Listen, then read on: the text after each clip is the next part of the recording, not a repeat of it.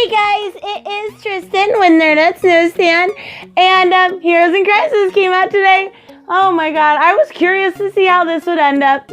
I've seen a lot of people disliking it already, and that's completely fine. I don't think it's for everyone. Honestly, I think it's for a certain target group. Female. I mean, totally for everybody. This last time kind of ruined, Wally West in a way. I even totally said a bunch of nice things about it. Only nice things, I swear. Yeah, I dogged the hell out of Tom King in this comic last time because it made Wally a villain. It set him up for something that I thought was going to happen. I really thought we were going to see a villainous side of Wally West. Yeah, we don't. Yeah. I have seen so many people unhappy with this, and I'm not.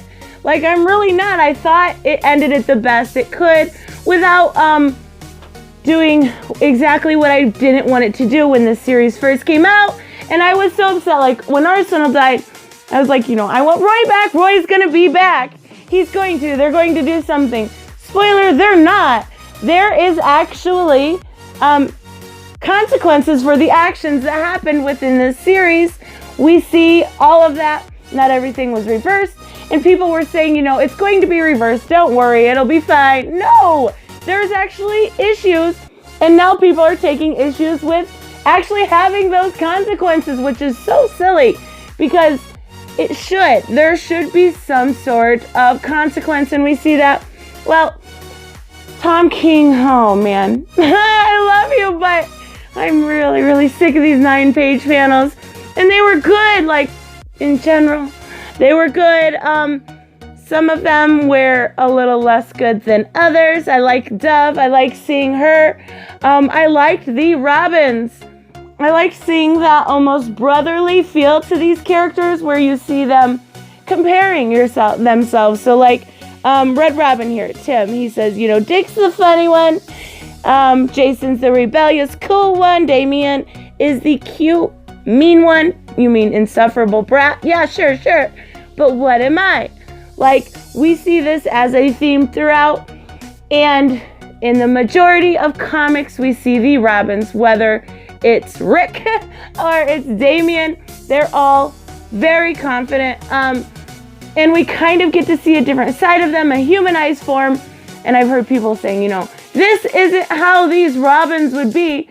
No, you're right. In a typical comic, it would not. This is not a typical comic. This is their not super side. This is them stripped clean and their pure raw emotion. And I don't mind that. I really don't. I thought it was well done. So even with that, we're going to move on because I'm probably going to, unfortunately, make this video a little longer than it should be or normally is. So we see Wally, and first off, art, absolutely stunning. Clayman hits it out of the ballpark every single time he puts that paper to pen. So we see Wally, and he, this is grotesque right away. He is about to snap his own neck. He's gonna kill himself. And we see the Blue Beetle spaceship, and it crashes. They are trying to intersect and prevent this event from happening, and they do. We see Batgirl. This is what I mean. Batgirl and Harley, absolutely fucking stunning. I'm not going to keep repeating myself, but Clayman is so talented. And we see them get, they crash in. So we get more 9-page panels, and we get more characters talking about what doesn't work, and we see Dick, and they call him Nightwing, but I guess he's still Rick. I dropped it. I got so sick of the Rick stuff, I dropped it. But even so, he goes on. He says, Jason is cool, rebellious. Tim's dark, smart. Damien's cute, dangerous. Who am I? You're the prodigal son. How do you not know who you are? But even so, we move on, and we get to see them all step out of Blue Beetle's time machine, space machine, his ship. They step out of it. And they're all kind of just talking, and Harley finally interrupts, and she says, holy shit, pretty girl. And from issue 2, we saw the rose drop after Ivy had passed. We saw her be reborn last issue, and now we get to see them finally reunite. she kind of forgot how to talk. Like, I don't get kind of her wording here is not great, but even so, Harley, this is so freaking cute, runs up and gives her a hug and is absolutely freaking adorable. It's the reunite, and I love their relationship. So back to 9-page panels. Like, oh, come on, dude. I get it. You like these, but you can only do this so much. I think there's like 5 pages of this in this comic alone. So again, like, we got Jason here talking, and he's saying, Dick's the funny, nice one. Tim's the smart, loyal one. Damien's the obnoxious little one. What am I? You are rebellious and amazing. But even so, like, I'm not going to go through all these. There's so many. I can't. Even when I'm reading it, I skim because damn, Tom King, like, enough is enough. But okay, so getting back to the main story, he's talking to himself, saying you have to kill you, and he's trying to convince himself that he's wrong. He's saying you're not. He's saying you are alone. You're alone. You're alone. You're alone. All these things he did. And, his other self is saying, no, listen to me. I'm smarter than you. Listen. And we get this beautiful freaking picture. And he says, kid, you're not alone. Freaking amazing. Like, anyways. And I love, and I'm not going to read this all, but it is so well put. Like, we get to see a little bit from each character, what they've done, that they regret, or what they can use from and pull from their personal experience to kind of uplift Wally in this situation and make him realize that, not everybody's been perfect, especially Ivy, Harley, Blue. I mean, every single one of these have faults, every single one of these characters. And yet, they're trying to get through that to him on that. Even though what he did was absolutely horrific, there is another choice besides, obviously, like, I don't know, weird suicide, killing yourself, homicide, I don't know, whatever you would call this. Oh my god, more 9-page panels. I can't take it, but it was kind of cool to see Sideways in here. Like, I thought that was actually kind of a nice little thing, and we get, Damien, he says, I'm fine. Like, everybody else been like, he's this kind of person, Damien's just like, I'm cool, what'd they say? Like, I love it. And we get to see, Fire and Ice, which was kind of weird, because he's like, as long as I have fire and as long as I have ice, yes, but what about, like, your significant others? I don't know, I guess they were just trying to show that small part of the relationship, which I get, and I like it. So, anyways, moving on, we see this tree. I was here, and more explanation. But we finally get, like, a breakdown, an admittance of error, an admittance that he should be locked away. And I like it. I know everybody hates it. I really don't care. I loved it. I think that this relationship of kind of it's almost like reflecting back to yourself and being able to admit when you're wrong and when you're able to maybe not claim victim and actually stand up for what you believe in. And I like that about it. I like that he was able to do so, but we kind of get this very weird, like, clone thing, and I don't even understand it completely. I get they're talking about going to the future, getting a clone, replacing it, and that's the body that's going to be there so Wally can live on, and Wally can go to the past, and Jesus, criminy. This is why I don't do time travel-based movies, because no, I don't get it. Anyways, we're moving on.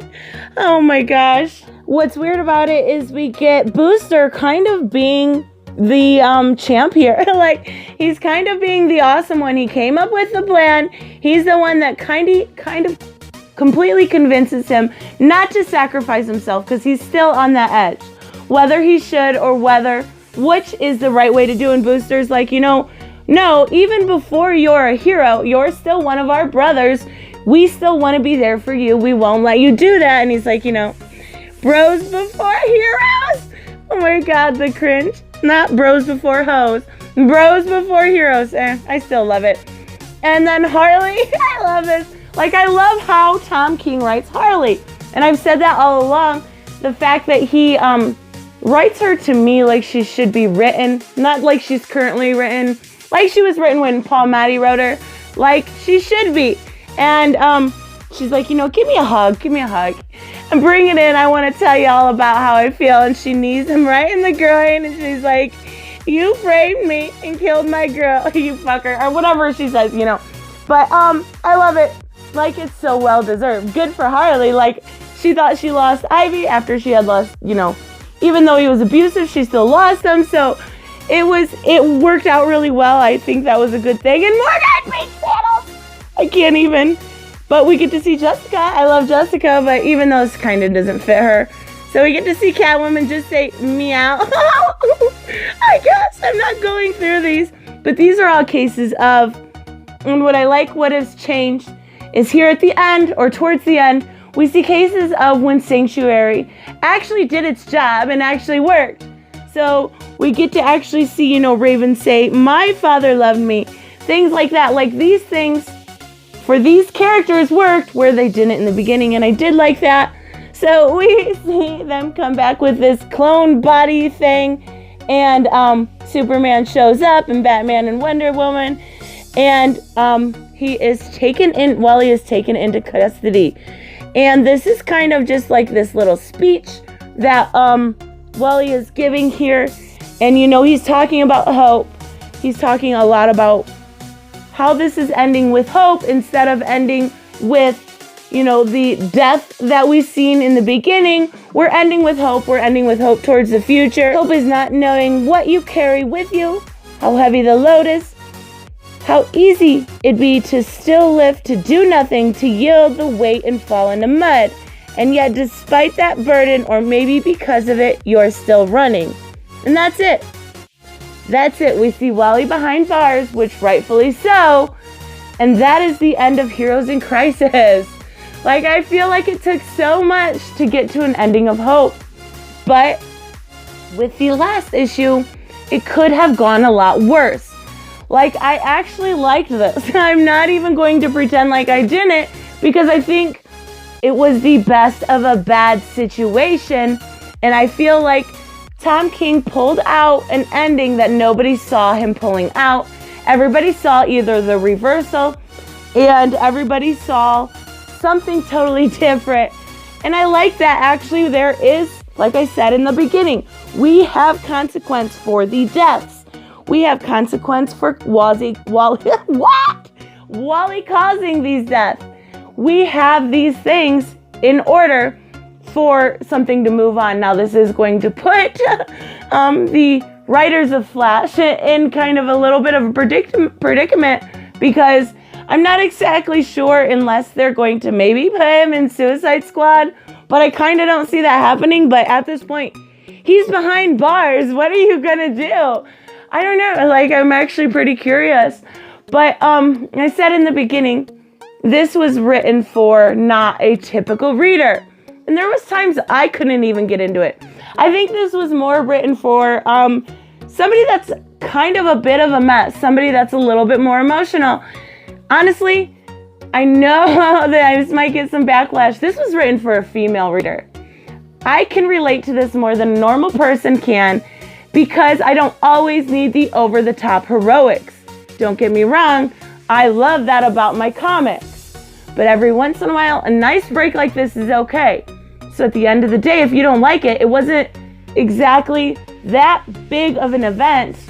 Okay, yeah, Roy's gone. I get that. To affect so much of the continuity that it's going to matter, we'll get Wally back. Like, we know he's coming back. We know he's going to be out of bars. Something's going to happen. I think that this was the best of a bad situation, and this was the best redemption it could have possibly had, with still having some sort of consequence within the actual story arc. I don't know, like, I know that everybody is on this Tom King bandwagon hating thing. I don't get why, because he's done so much great work. And I get, like, people are still mad about the wedding. Whatever. I really don't care. Like, I'll say it again. He shouldn't have married Selena. It doesn't make sense. But this is not Tom King's redemption. What's going to be his redemption, if it's possible, is going to be that Batman and Catwoman crossover. I don't know if that's going to work enough for him, but I still think there is greatness left within him. I don't know. I just can't give up on him. Let me know what you guys think. I will see you in the next one. Bye-bye.